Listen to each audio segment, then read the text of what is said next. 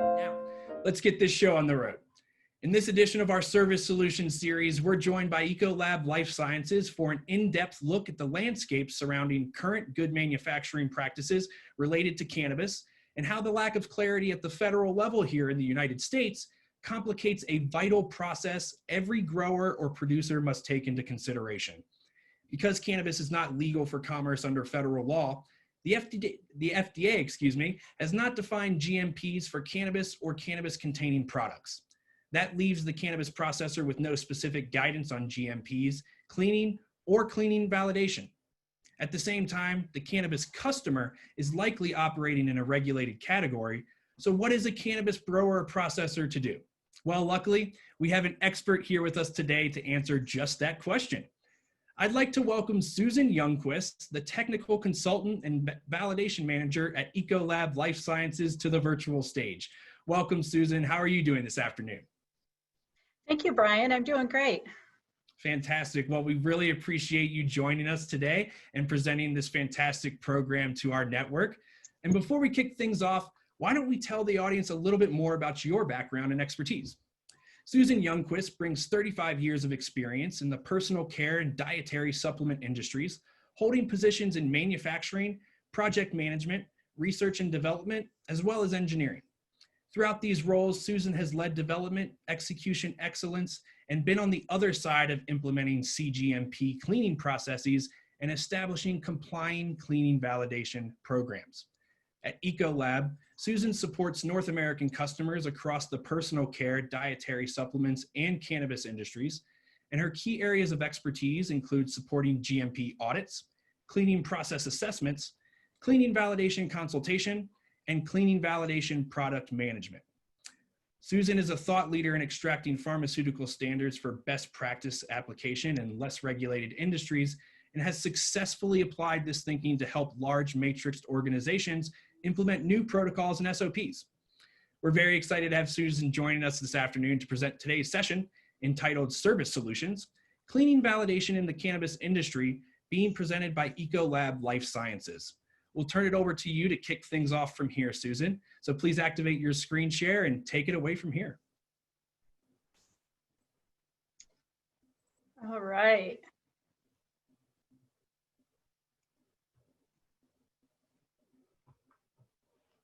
Okay, hopefully you can all see my screen now. Thank you so much for joining today. I'm excited to share with you some ideas that we've been working through. And let's see, my slides are not advancing. There we go. Okay, so thank you all so much for joining. What I would like to share with you today is, first of all, I want to level set us all on the regulatory landscape that you're all working within, touch on some key business drivers that we're hearing from the cannabis industry. I want to share with you a concept of a three-stage life cycle approach to cleaning validation that is prevalent in the pharmaceutical industry. And then I want to overlay with that the key elements that would go into a comprehensive cleaning validation program. So of course, you're all familiar with the patchwork of regulations we have across the US. Each state has its own version of level of legalization of cannabis. And this situation is complicated by the fact that at the federal level, we do not have a unified regulation, so we have no common CGMPs to follow. In Canada, Canada's cannabis business is focused really on both domestic and export business. So they're interested in this recreational market, in a medicinal market that's managed by Health Canada. And then they're also heavily interested in exports, primarily to Europe, where EU GMP certification is required. And then in Europe, each country in Europe has different regulations. Generally, the low THC CBD products are considered consumer products.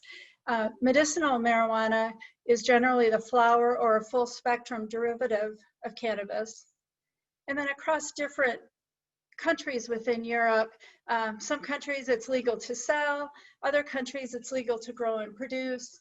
But what's consistent across Europe is if you want to play in that space, you have to be EU GMP certified. Now, through talking with a number of our customers, as well as looking at public documents provided by some of the larger cannabis companies, we're seeing three consistent growth platforms across the large players: global expansion, superior product, and profitable operations. In the space of global expansion, EU GMP specifications are just consistently mentioned. Superior product, there's mention of pharma grade production and innovation into this cannabis 2.0 segments, or the secondary products that would use cannabis as an active ingredient. And then certainly in the space of profitable operations, we're looking for economies of scale, increased automation, state-of-the-art processes. What I'd really like to talk about today is a premise that we assume that pharmaceutical risk-based approach to our cleaning and cleaning validation processes is an acceptable approach. The rationale for making this premise is really that it aligns with a corporate objective to be more pharma-like. It positions well within this unknown FDA direction. It's consistent with EU GMPs, certainly supports a superior product positioning, and it addresses quality risks associated with manufacturing in a controlled substance space. So what CGMPs might we want to consider? Well, if we first start with FDA regulations around pharma and then EU GMPs, again, of course, we know the FDA has not issued GMP guidelines for cannabis products, but a best practice approach might be to treat cannabis as an active pharmaceutical ingredient, or an API. And then with each of the product forms, we might consider following GMP guidelines consistent for that specific product form, but incorporate considerations for an API. So for your plants and flowers, you probably already follow good agricultural practices. When you're processing extracts, we might consider following some GMPs that are associated with your target market. And I think that applying an approach of a dedicated API within your extract and distillation processes may make some sense. When we get into the edible space, I would say we want to use CGMPs for the foods like a food processor already would, but consider incorporating some features of an OTC guideline based on this presence of what we might consider an API. And then in cosmetics, also use the CGMPs associated with cosmetics and consider incorporating OTC guidelines based on the presence of an API. Ryan, I think that is our trigger for a poll. Let's go ahead and do this one. And I think I actually skipped our first question. This would have been our first question. So let's take a minute and answer this. And I think my reminder here is for the second poll question. Perfect. Get those responses in now. I see them coming in. Thank everybody for the engagement. We're giving another 10 seconds to go or so and try and pass that 75% participation point. All right. 5, 4, 3, 2, 1. All right. Thank you all so much. Here are the results, Susan. Okay. Our participants are fairly confident in their cleaning processes. That is great to see. Okay, could we go ahead and pop up the second poll? Get us back on track here. Thank you. No problem. Thank you all for getting those submissions in so far. We got one more poll activated for you all. As always, with our programs that incorporate a lot of polling, if you are one of the audience members that participates in every single poll that we activate, you'll be entered into a chance to win free admission to an upcoming NCIA event, including any of the 9 Cannabis Caucus Cyber events taking place across the month of September. All right, perfect. We're just about 75%. I'm going to end this poll now. And there you go, Susan. Okay, excellent. So biggest cleaning challenge, almost half the folks are saying it's really validation of the cleaning process. That's really appropriate because that's what we're going to talk about next. Thank you.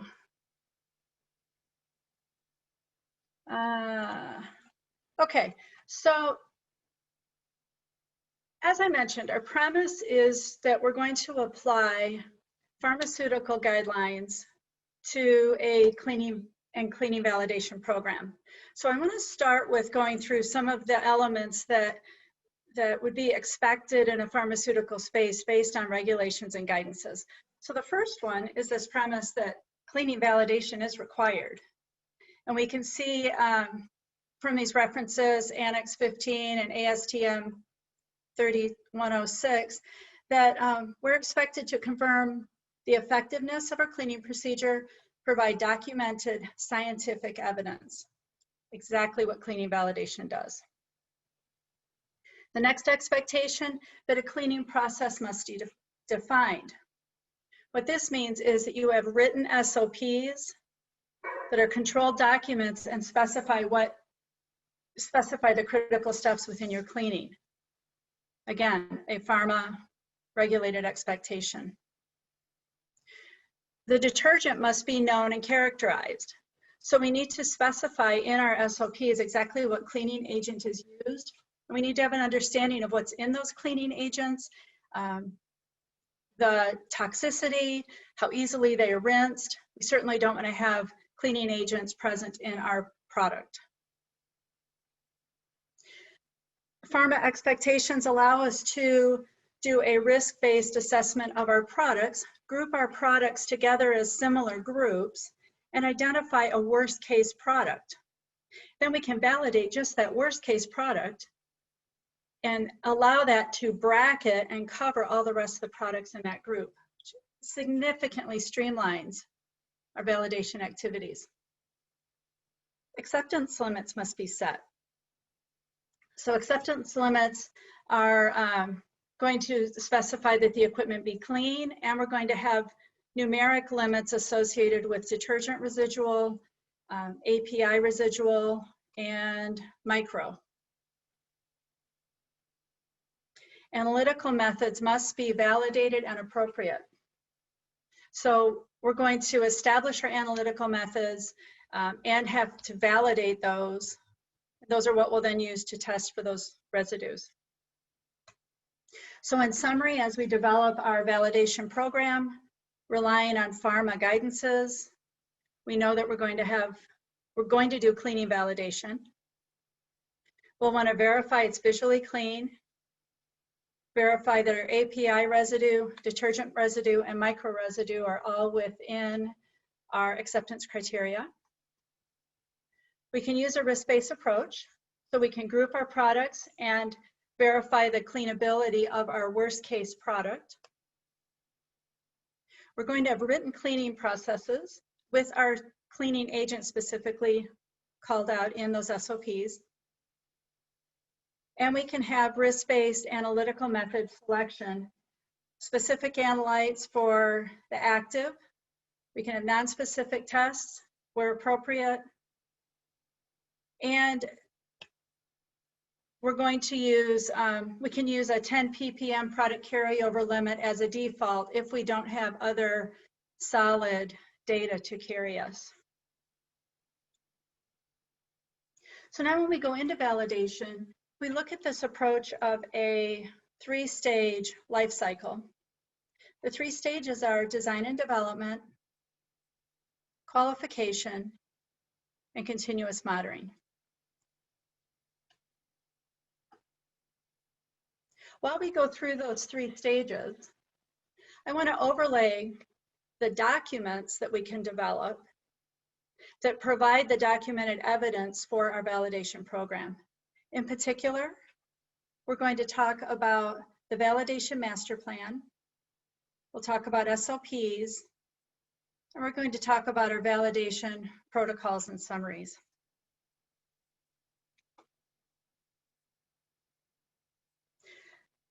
The very first place we want to start, actually we start off with documentation. And the first piece of that is going to be a site validation master plan. So the first thing that you'll want to create is a document that states, where is your facility? What are you producing? What is the scope of this validation plan?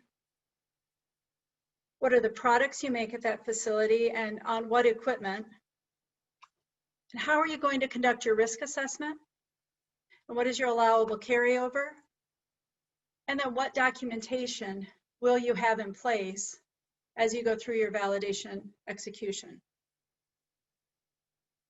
So Brian, let's kick off a poll here. And let's have participants speak in a little bit on the areas of their facility they're responsible for. Perfect. All right, activating poll number 4 now. All right, we'll give this 20 to 30 seconds for our audience members to get those responses in. Like I mentioned a few minutes ago, we definitely want to encourage engagement with the polling process during today's program. And as a show of appreciation, we'll ensure that one lucky non-member participant that participates in every single poll will gain exclusive access to our Cannabis Caucus cyber events kicking off in just 2 weeks. All right, perfect. Just over 50% participation. Thank you all. We're going to end that poll. Share the results with Susan. Okay, so it looks like we have a nice distribution across a number of processing areas that are cleaned, but it looks like almost half the participants have application and extract rooms. So, okay, very good. Actually, that's a pretty good fit with some of the examples that I have. So we will carry on.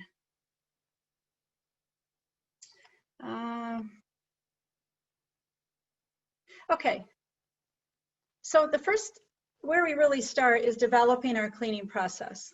Okay, so this will be the design and development.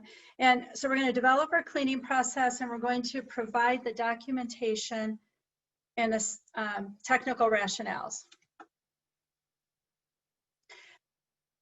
So it's interesting, quite often when you're building a new facility or you're starting up a new process, cleaning is one of the last things typically thought about. But in fact, if you have the opportunity, it's good to start thinking about cleanability right up front when you're designing your equipment.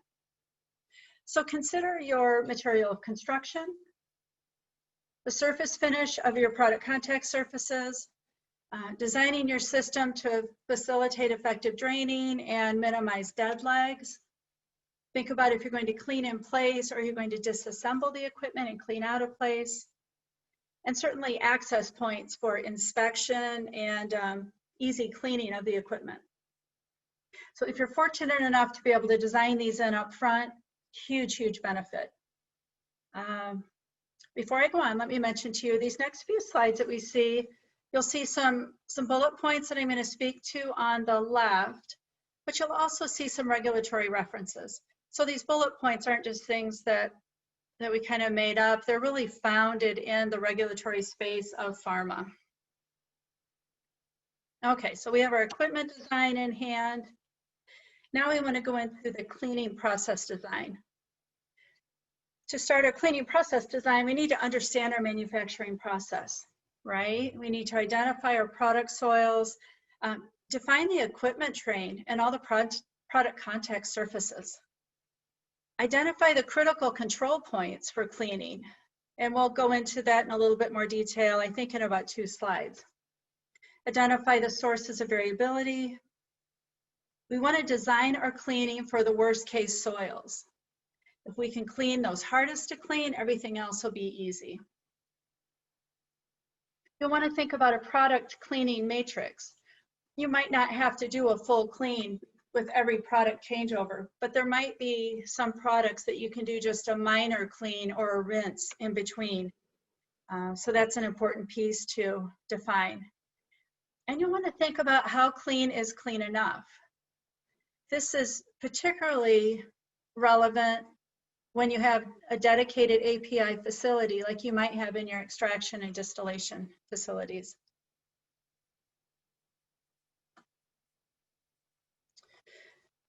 Some cleaning considerations when we're designing our process.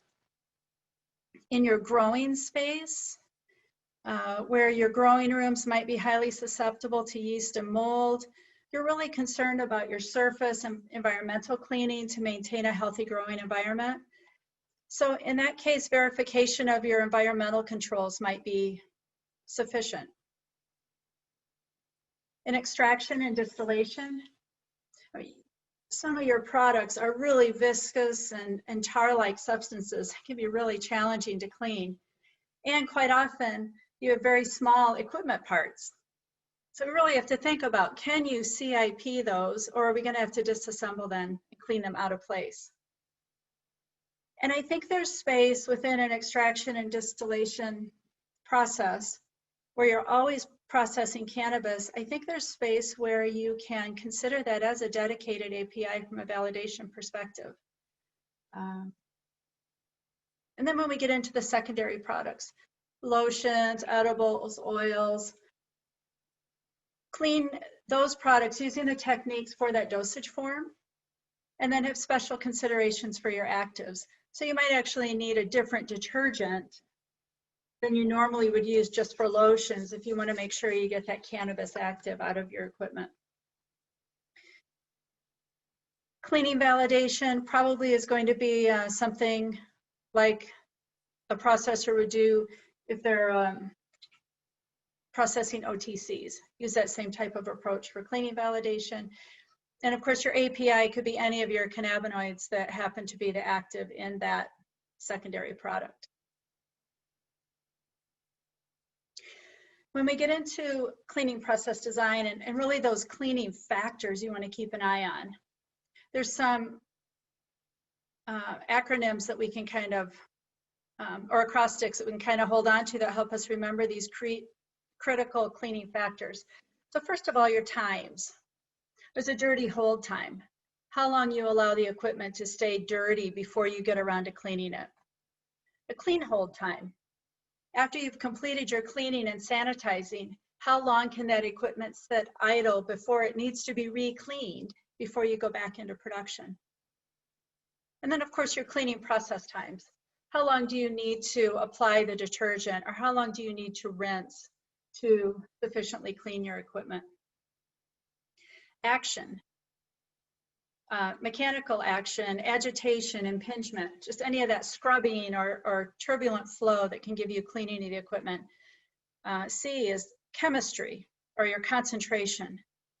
And then T is your temperature. So those come out to tact, helps you remember those 4 key pieces. And your cleaning conditions, the acrostic there is WINS.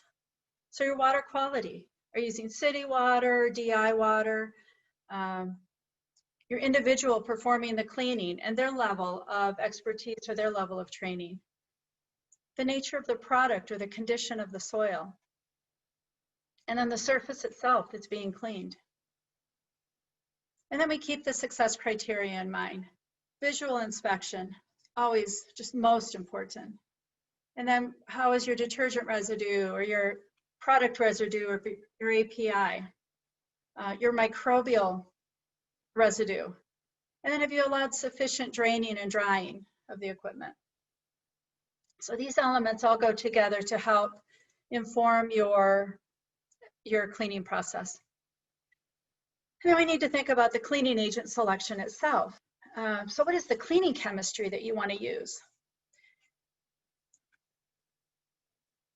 Detergent safety and toxicity. You want to make sure that your detergent is safe for your employees and safe for the environment. Equipment compatibility. Detergent performance. To make sure the detergent's effective. Rinseability. Is it going to rinse away fairly easily, particularly without foaming excessively? And then detergent stability, global availability, supplier qualification, those are all equally important.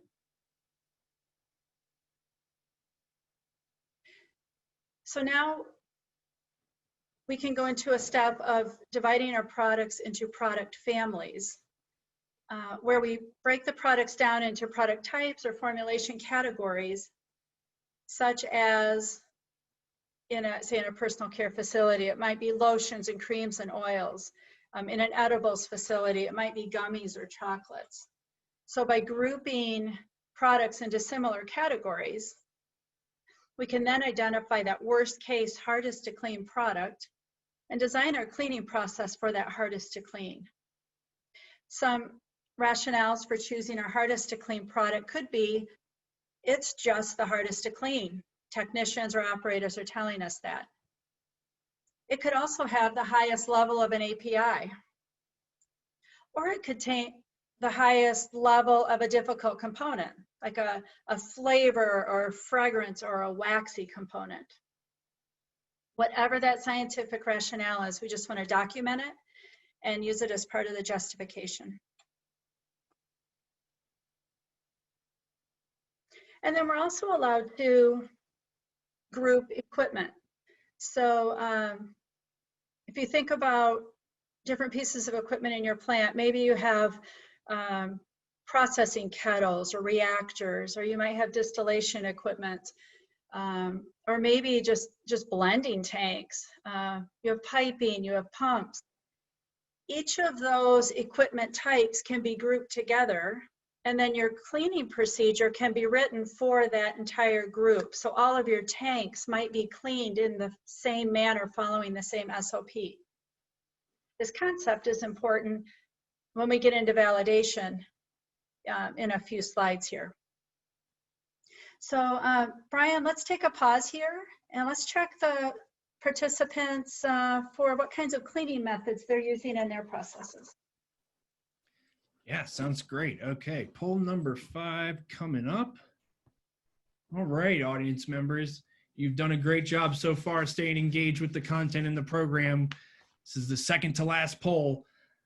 Get those responses in over the next 15 to 20 seconds.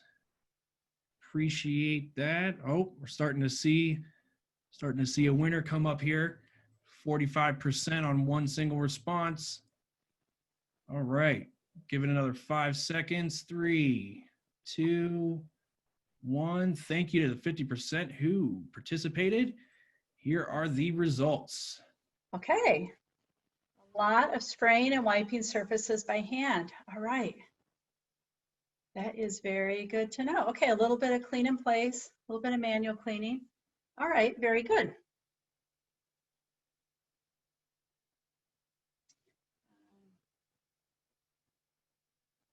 Okay, so generally once you've identified your products, you've identified your equipment groups, you know your product soil, you've got an idea of your cleaning chemistry. Now we want to put all that theory to the test. And we usually start that with some cleaning studies in the lab, and we refer to it as coupon studies. Down here in the right-hand corner, I've got a picture of what coupons look like. This particular set is before and after cleaning, before on the, obviously on the left. So what we do in coupon testing is we simulate the production environment. We've chosen our cleaning agent through looking at product chemistry and all those other criteria we just talked about. We define dirty hold times based on the way you operate your plant. And then we define our critical cleaning processes, our process parameters, such as temperature, hold time. And we test different variables and see which set of cleaning parameters and detergent give us clean coupons. That really tells us the chemistry, the temperature, maybe a contact time. But it doesn't tell us how it's really going to clean once it gets into your equipment. So our next step is to either scale up in a pilot plant or into production equipment. When we go into that scale, we write a protocol for the study. follow it with good documentation practices so it becomes actually part of your validation packet down the road. Based on the risk of really the need to just nail it on this, the first time we go into production, it really guides how many runs we do during this pilot or production test. But we get in and do some tests and really refine that cleaning process.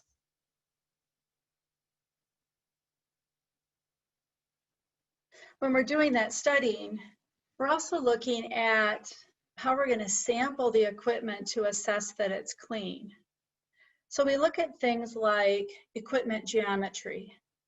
Does your reactor or your kettle have like a strange geometry, lids that are difficult to access or difficult to see?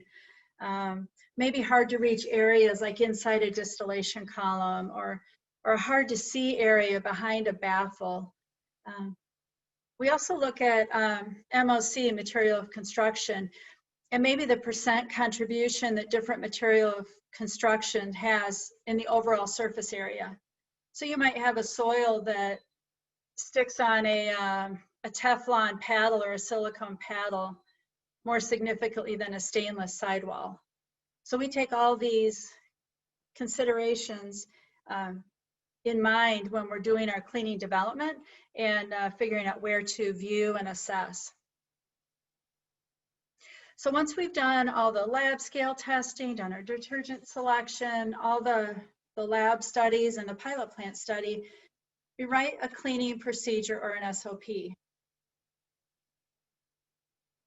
And so your SOP is going to be a controlled document. It's going to have an objective, what are you trying to clean, the scope, which equipment does it cover, who, right, the roles and responsibilities. It's going to have all your cleaning steps spelled right out, including disassembly, reassembly, any tools that are required. We're going to include the detergent by name, the concentration of that detergent, the temperature, and the time. So all those steps, very, very detailed out. We're going to include any visual inspection locations, and then instructions if there's any kind of deviation, what is an operator to do, and then any reporting requirements. And that wraps up stage one. Stage two takes us into qualification, and this is where we get into cleaning validation protocol and a validation summary report. Okay, so let's go into how we demonstrate that our cleaning process is effective. The first step in that is defining our acceptance criteria. I always start that with visual inspection, right? I mean, the easiest way to tell that your equipment is clean is through visual inspection. With standards, photos are a great way to establish your standards. Then product residue limit, or in this case, your API with the premise we're discussing. And if we assume 10 ppm limit of residue into your next batch, in the absence of other guidelines, that's a really safe guideline to take. And then your cleaning agent residue limit. This is information that your detergent supplier can help you with. Ecolab is able to provide information in this area, but again, 10 ppm as a default limit is a good place to be. And then microbial limits. When we talk about the analytical methods. So when we're thinking about analytical methods, there certainly are specific and non-specific test methods available. And then we have direct sampling, like taking a swab sample of the surface, or indirect sampling, where maybe you're doing a rinse grab sample. There's pros and cons of each of those, and whether you do swab testing or rinse sampling, either one is acceptable. It's really a matter of your equipment design and your specific process. Then with which analytical method you choose, is a risk-based approach. So this triangle here with the top being specific test methods, so HPLC, liquid chromatography, mass spec, those would be for your very high risk materials. A medium risk, you could use a non-specific method such as TOC, total organic carbon, or conductivity, or pH. And then for your low risk products and processes, visual inspection can actually be sufficient. So through your risk assessment and your evaluation of your product and your processes, you can decide on your analytical method. Some other considerations around acceptance criteria.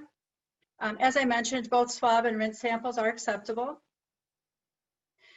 Consider your equipment train. So your equipment train is the lineup of your equipment used to manufacture your product.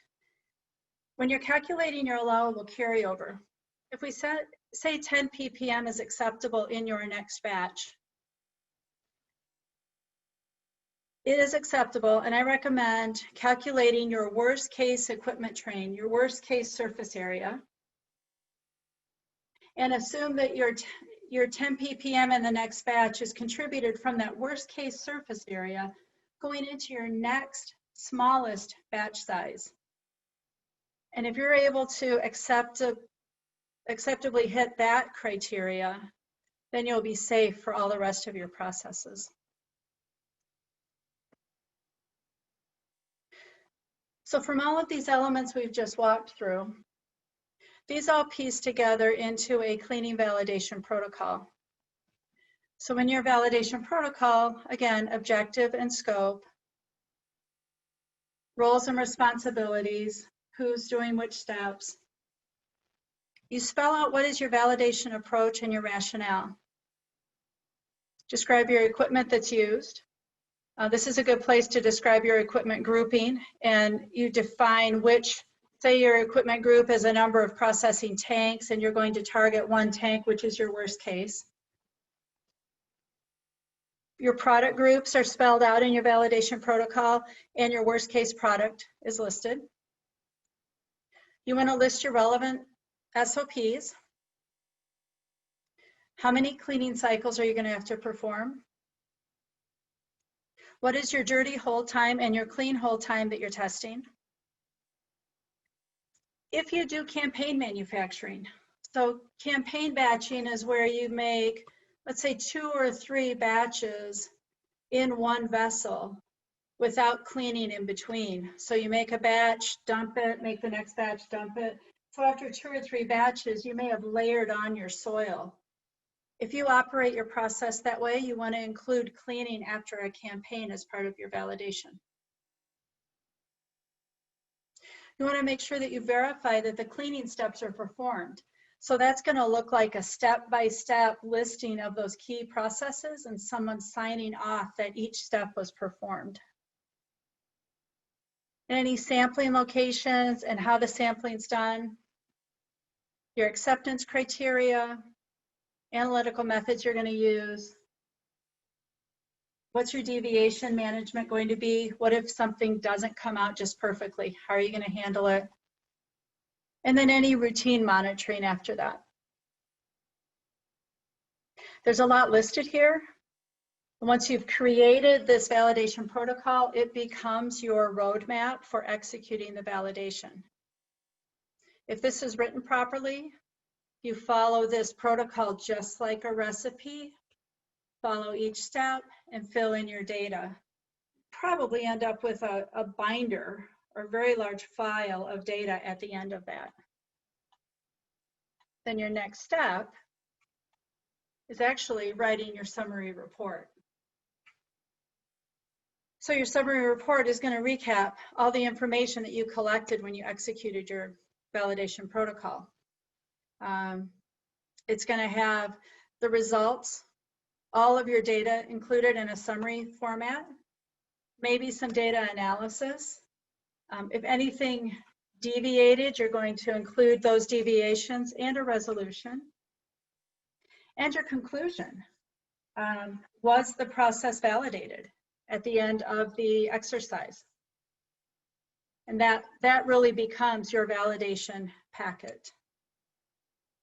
Brian, I think we have a poll at this point.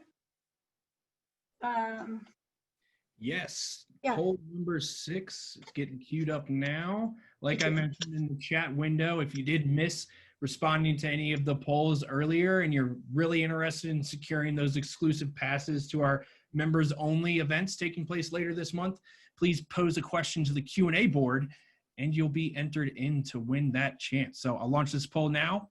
Okay. We would love for the audience members to give Susan and the Eagle an update on their interest in some consultation services post-webinar. Perfect. This is a funny one to have in front of me while I'm talking about it. The rabbit just overtook the tortoise, so here we go. Perfect. All right, we got 5 more seconds I'll give here. Thanks for getting those responses in. Perfect. All right, we'll end that poll. There we go, Susan. Okay, so I've made it really confusing. You need help. No, I'm teasing. No, it sounds confusing to talk through the overview like this. When we start walking through it and you really start putting pencil to paper, it's a very methodical approach. And I think it makes a lot of sense when we really get into your process and start working on it. So, okay, thank you so much for participating in the polls. So once we've completed our validation protocol, executed it, wrote the summary, boom, we're ready to go. In a life cycle approach, we're actually not finished yet. So in the pharmaceutical space, there's an expectation that we continue monitoring the cleaning process. And we're gonna cover that in just 3 quick steps here. So first off, we need to continue monitoring our cleaning verification.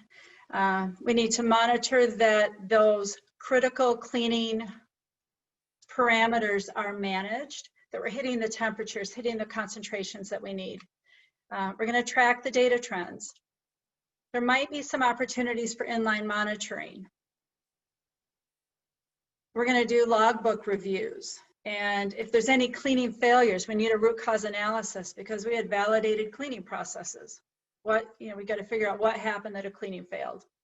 And any continuous improvements we're going to track. Maintenance of equipment is actually called out as critical in cleaning and cleaning validation. We need to make sure that our equipment is maintained in a reliable state. So do we have PMs in place and an appropriate frequency of those PMs? Are we doing the calibrations we should be doing? Does our equipment need to be passivated? And our critical components identified, monitored, kept on hand. And then the last piece is a periodic review program.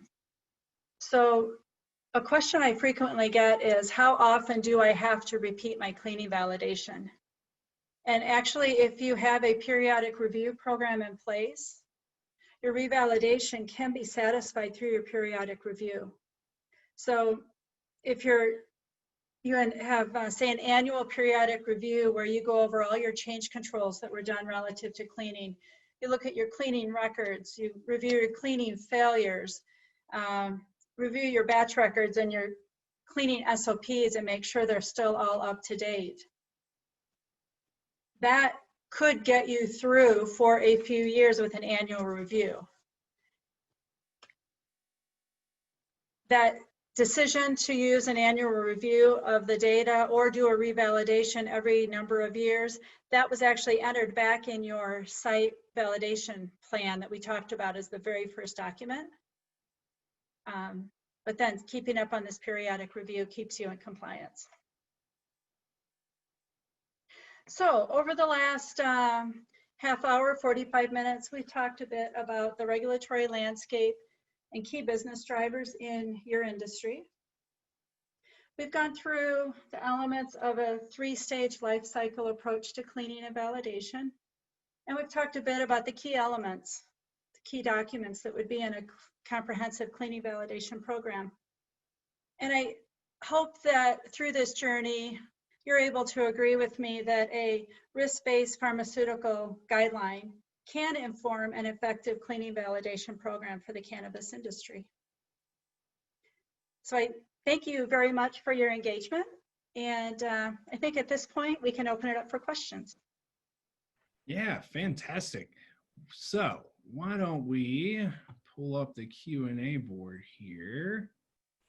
All right, we've got a few questions, some from NCIA staff members that are really interested in today's topic, which is awesome to see, and a few from some other members of the industry at large. So why don't we dive into the first question from Clarissa, our business development manager. So anybody interested in sponsorships, you got a line to Clarissa right during this program right here. So first question from Clarissa to you, Susan, is what are the benefits of being ahead of the game and having validated processes before regulations require it? Okay, great question. Yeah, because what we're really proposing here is that you do something extra now that's not required. So I think the benefit of being ahead of the game is, first off, it positions you very well as a high quality producer today, but it also puts you in a position, if the FDA does go this direction with their regulations, you're already there and you continue your processing as usual. You're not in this frantic catch-up mode, but you can focus on your continued operations. Perfect. Yeah, being ahead of the game is always the name of the game in the cannabis industry. So couldn't agree with that more. Perfect. We've got another question from David Dixon. He asks, so far, the discussion has been more in the food and dietary supplement worlds. This takes it to the next level of pharma. How likely will states or the FDA go this far, or will this only be used for the pharma products like Epidiolex, Savadex, or Marinol, etc.? I wish I had a crystal ball. Yeah, I imagine you've had other expert speakers talk about this. Yeah, it's not really my area. Yeah, no, that's great. Thank you for letting us know that. I would point you, David, to some of our policy council publications. Our policy council has been engaging in the call for proposal process and the call for comment process surrounding the recent call by the FDA for suggestions surrounding regulations. So I can send you some more information via email as well. So I'll contact you via email and try and point you in the right direction of some resources on our website to review recently published by our policy council. That should help with that question. All right, and then we've got one more question here, another one from Clarissa. So thank you again for engaging in this.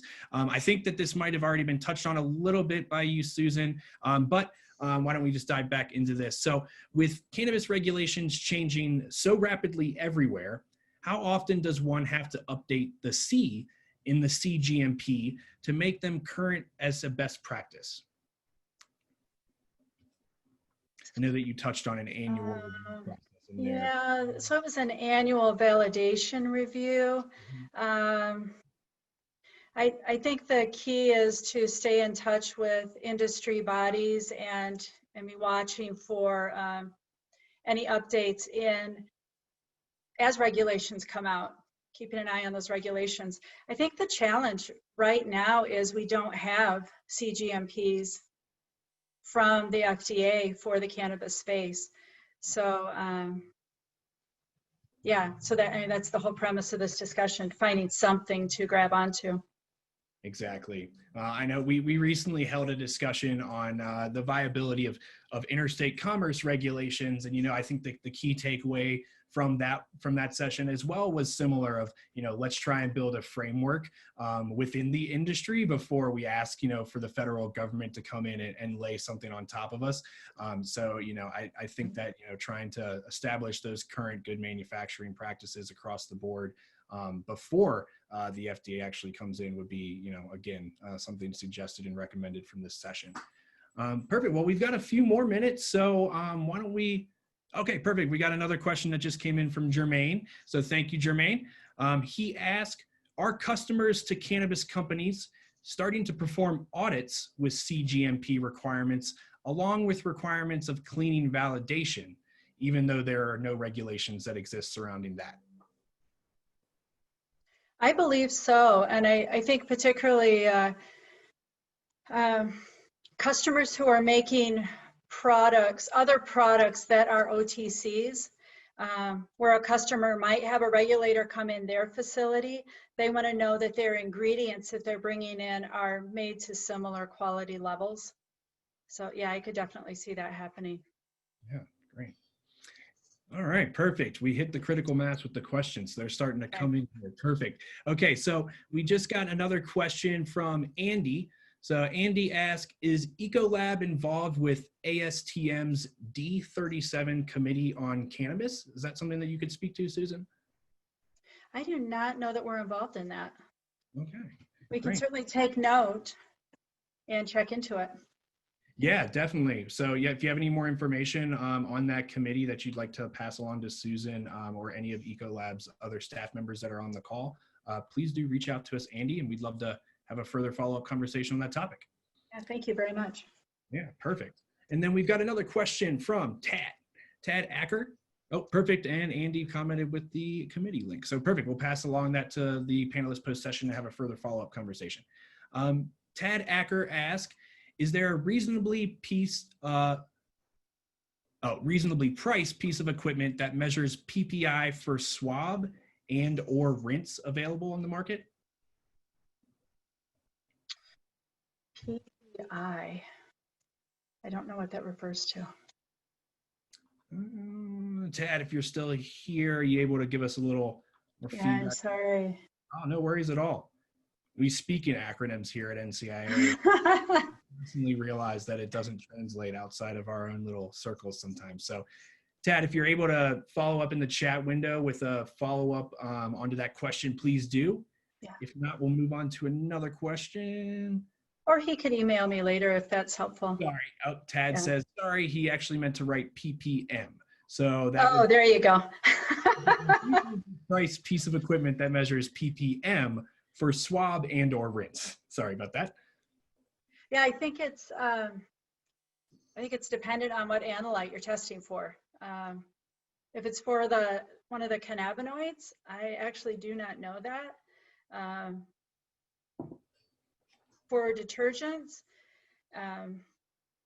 we use quite a bit of TOC data for our detergent residual. So yeah, there are tests out there that are available. Okay, perfect. That sounds like a great question that could be answered more in depth in an in-person consultation following the session. So if you wanted to take Susan and Ecolab up on their offer to provide that complimentary, not in person, but a complimentary virtual consultation of their products and services post-session, please do utilize the contact information slide on my screen that I'm actually going to start sharing right now. Perfect segue. Okay, perfect. And we got a few more questions coming in as well. So let me get this contact information slide up. Perfect. So for any of you all that do have more in-depth follow-up questions or want to reach out to Susan or any of the Ecolab's representatives post-session, please utilize this contact information slide to reach out to Susan or follow any of Ecolab's social media networks. All right, perfect. So we still got a few more questions and a few more minutes. So if you don't mind sticking around, Susan, let's dive into a few more of these questions. Yeah. So we got from Heath Miller. Is there a good resource on how to choose the best detergent for cleaning a given product? For example, best for cleaning oils and or crude? Is that something that you could speak to as well, Susan? Yeah, a great resource would be Ecolab. We do that day in and day out. Perfect. So again, make sure to follow up with Susan and the Ecolab team post-event. And do note that if you did respond to the registration question, great, thanks Heath, that you are opting in to have our sponsor contacts reach out to you post-event, that they will be reaching out to you over the next 2 days. So stay on the lookout for that. Great. All right, perfect. I think we got time for another 1 or 2 more questions. So we've got a question from Drew here.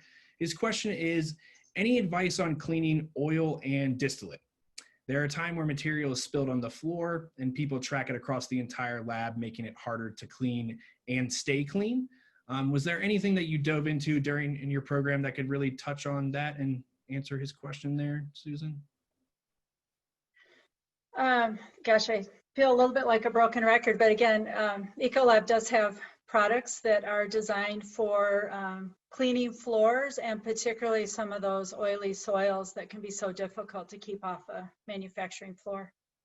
Fantastic. Yeah. And again, like I mentioned at the beginning of the program, we will be adding some additional resources inside of the Slack channel to follow up about Ecolab's specific products and services. So over the next 24 hours, hopefully while you're making the most out of your involvement with that Slack channel, please do reference any of those pinned posts in particular, and you can learn more in depth about Ecolab's products or services. And then again, you can schedule a time with Susan or any of Ecolab's team members post-session for that in-person or for that consultation, and to learn more about how they can help you achieve your goals on site at your facility.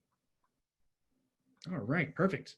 Okay, I think that we've got to the end of the questions here. We had just over a dozen. So again, thank you to all the audience members for participating and making sure that we had an active and engaged session on this Monday morning. It's always great for us to gather together early in the week and go into it active and engaged with educational content. So with that, we are going to transition into the outro of today's session. Before doing that, I do want to gather all the audience members together, hopefully here in the Zoom platform. Close your Slack channel for just a split second, and let's give a big virtual round of applause to Susan and everybody that participated in making today's session possible.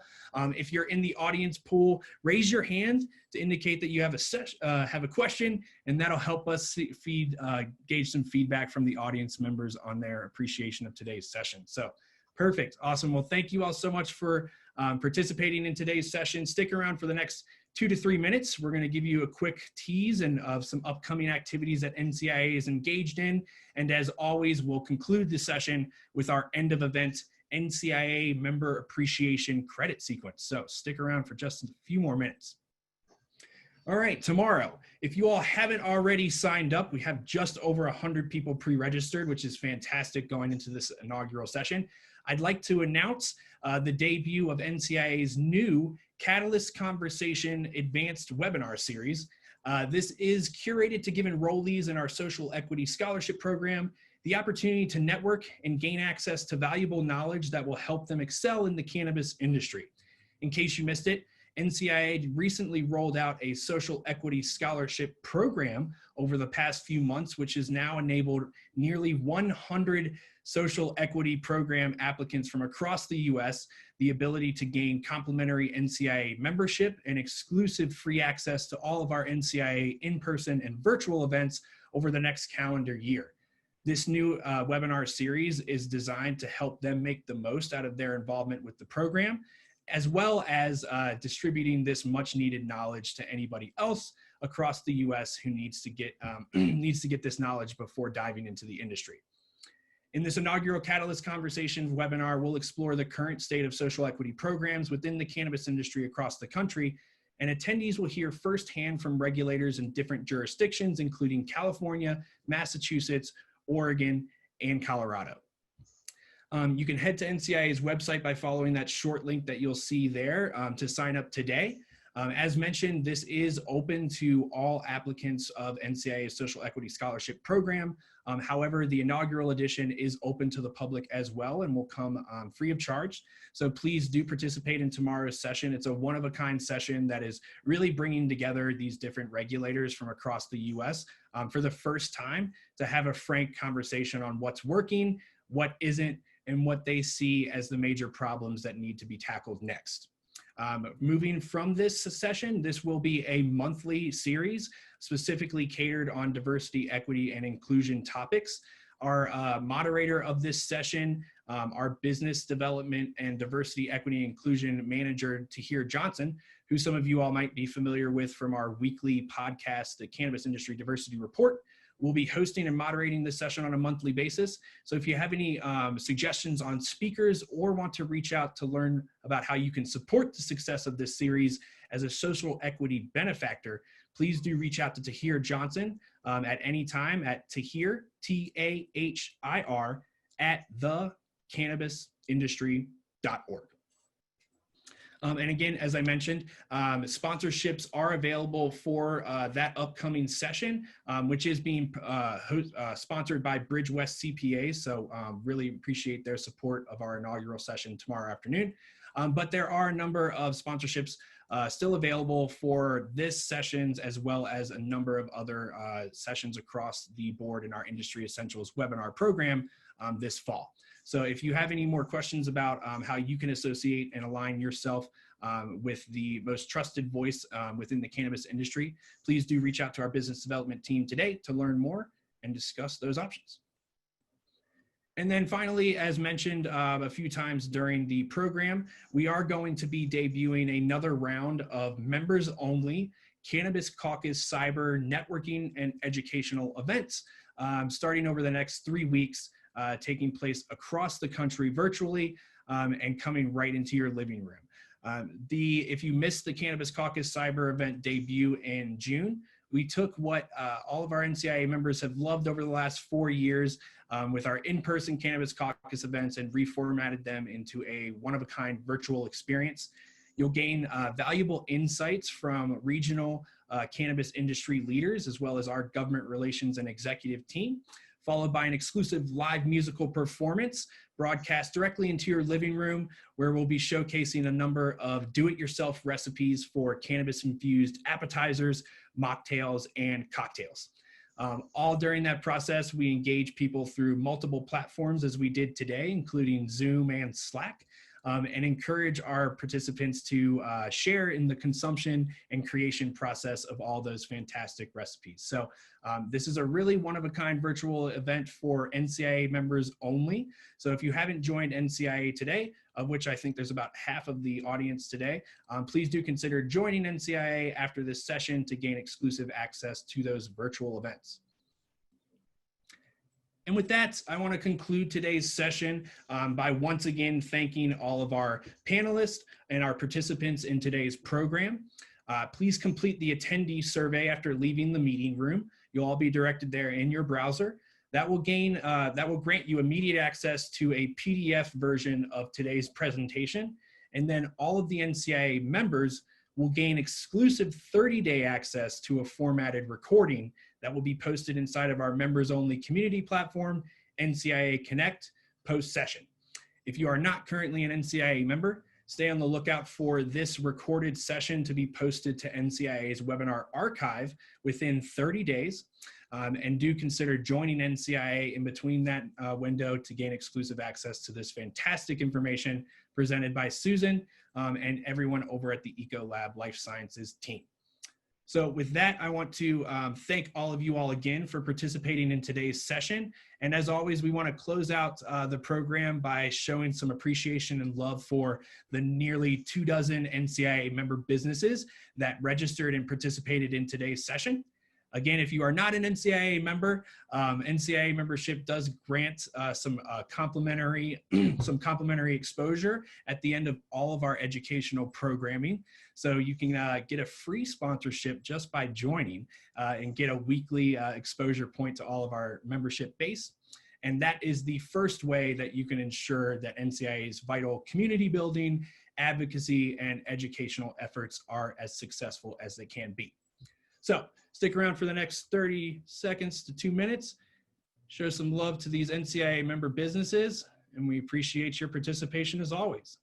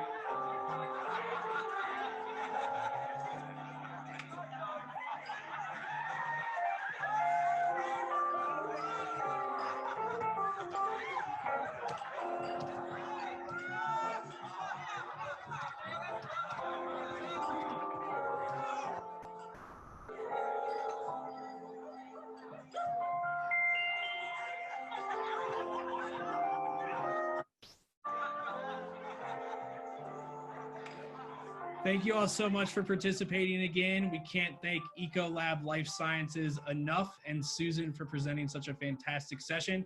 We look forward to seeing you all tomorrow for the debut of our Catalyst Conversation series.